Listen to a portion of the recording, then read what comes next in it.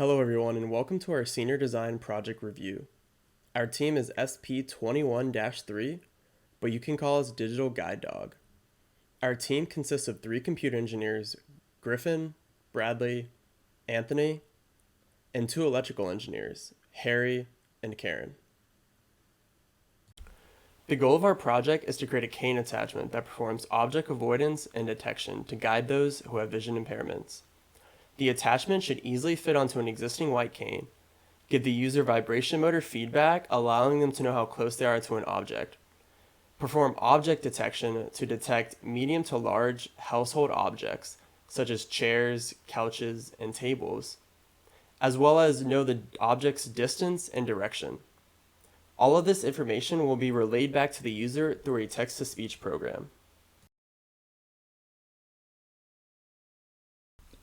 The motivation for our project stems from the fact that only about 8% of people with vision impairments use a white cane, while the rest choose some other form of guiding assistance, such as a guide dog. This is most likely due to the limitations of the standard white cane shown on the screen now. Typically, it is only used for avoiding obstacles within its limited range, which is about 1.5 meters away. There is no way to detect what the objects are, where the objects are, or guide the user in any way. We hope to change that. Initially, our handle design was created in AutoCAD. At the top is the base of the handle. The base contains grooves, easily allowing the user to grip the handle. These grooves also serve to store the vibration motors, which notifies the user when they are approaching an object. There are holes at the top of the base to store push buttons. These buttons allow the user to interact with the handle and the underlying code. A white cane can easily slide into the base of the handle, then be tightened down to secure it. In the center of the handle is a platform which holds the Raspberry Pi and the prototype board. The end of the long shaft holds the depth camera. This places it in proper position to efficiently detect objects. And this is what the project looks like with everything 3D printed and attached.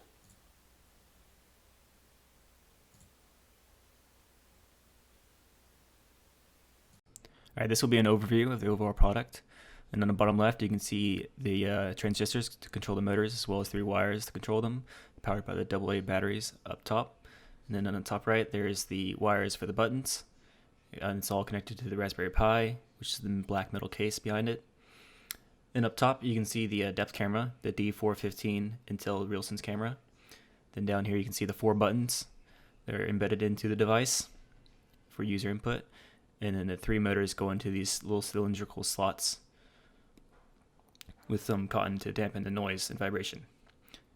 And now this is how you typically hold it, with the depth camera facing forward to detect obstacles in front of you.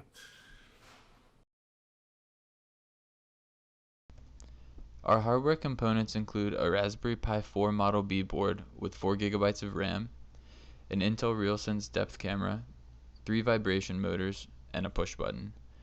The Raspberry Pi acts as our main compute resource, which handles all of the processing of image and depth information provided by the camera. The vibration motors are used to provide depth information feedback to the user based on the distance to closest objects.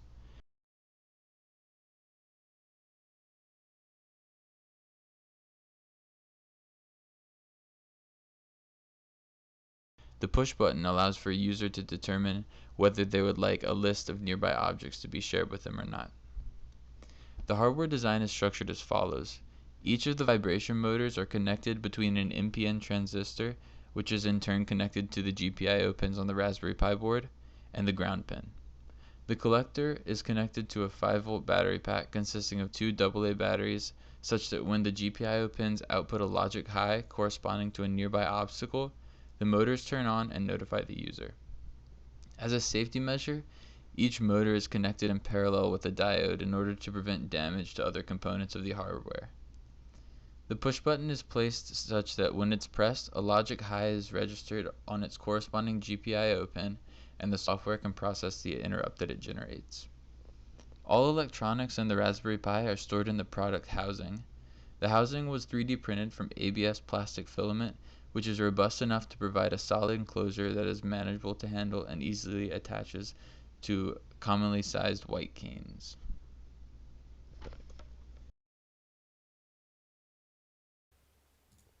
Because our project was more software based, there were a lot of software packages needed. The major ones are listed below in this table. Originally, our main workflow language was in C++ because it interfaces with hardware input-output the easiest and is typically a good language choice for embedded projects. The problem we ran into with C++ is that most machine learning workflows are written in Python and it became very complicated working in two languages. At first, we attempted to convert the object inference script into C++ using TensorFlow's C++ interpreter, but after many package and import errors, we went a different route. What ended up being our best solution was to interface with the hardware using Python packages and keeping object inference code in Python. TensorFlow Lite was the main machine learning framework we used to load the object detection model and run the inference. Originally, we were using TensorFlow when we worked with the mask-CNN model, however this proved to be too slow. PyRealSense is the API that is provided by Intel for interfacing with the depth camera. This is where we learn how to get depth information and work with the camera. For example, setting the resolution, frame rate, and other general important features. GTTS is Google's text-to-speech program that provides a smooth voice. This proved to be the best TTS program, however, it does require an internet connection. Lastly, GPIO0 is the main Python library used to interface with the hardware and the Raspberry Pi, namely the push-button and vibration motors. Another major package we used was OpenCV to display the depth camera frames as well as the bounding boxes around the objects detected. However, this is used for testing and debugging purposes only, so the section is common out for app production. The user will not see an actual picture, therefore it is unnecessary, and leaving this out greatly speeds up the project. Due to the social distancing measures taking place this year, our team had to remotely work on the software for our project. To do this, we used a program called MOBA Xterm to remotely log into the Raspberry Pi. After specifying the Pi's IP address, username, and password, we're able to SSH into the terminal of the Raspberry Pi. Our main code is stored in a repository we call Virtual Cane, and all of our software packages are installed into a virtual environment to keep them separate from other projects. Lastly, our main script to run the program is called virtualcane.py.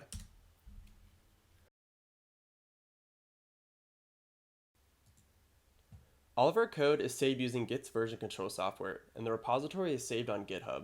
This allows us to keep track of all changes, and it makes it very easy to have multiple teammates work on the code.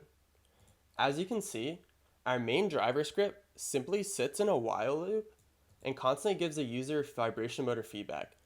Using the GPIO0 library, we are able to continuously scan for a button press and then proceed to the object detection to give a user valuable information.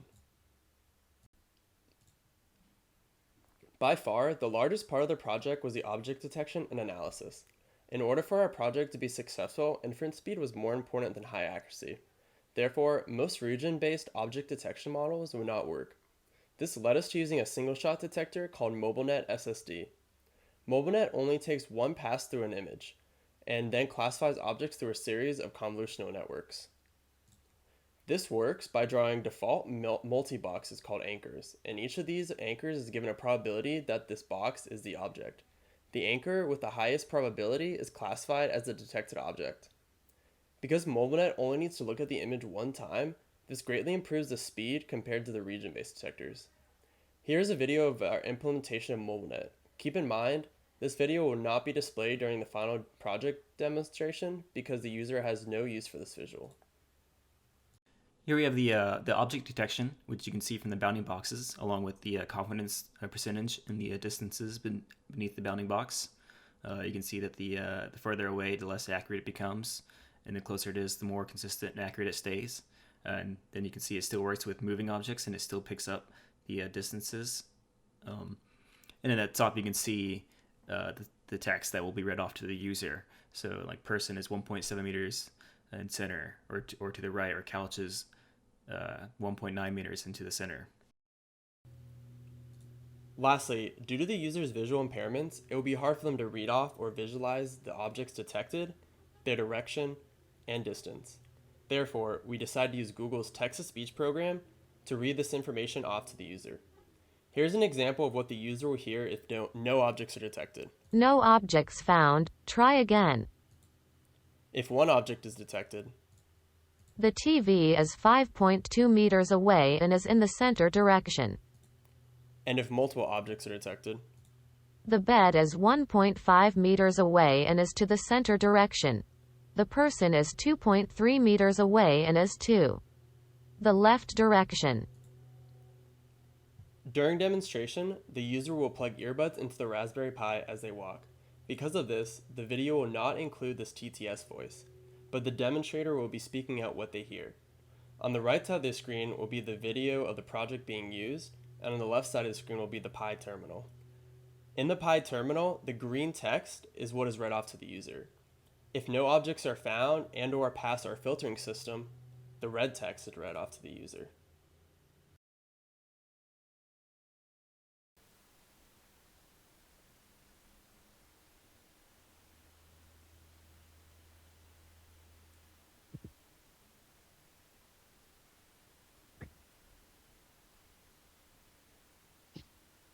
The chair is in front of me to the left. TV is also further away to the left.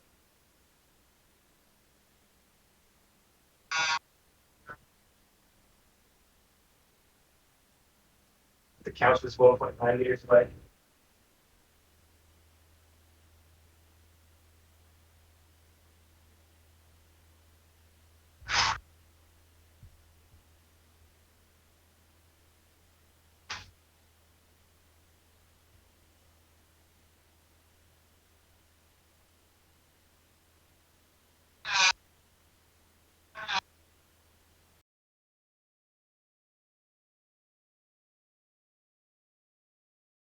Thank you so much for watching. We hoped you enjoyed our project review. Although we weren't able to do this in person because of complications with COVID, we really hope that you were able to see just how hard we worked, as well as the fluidity of our project and how much fun we had during the entire semester. We hope that you saw exactly what our project consisted of and that you learned something as well as we did during the duration of the project. Thank you very much again, and we hope you have a great day.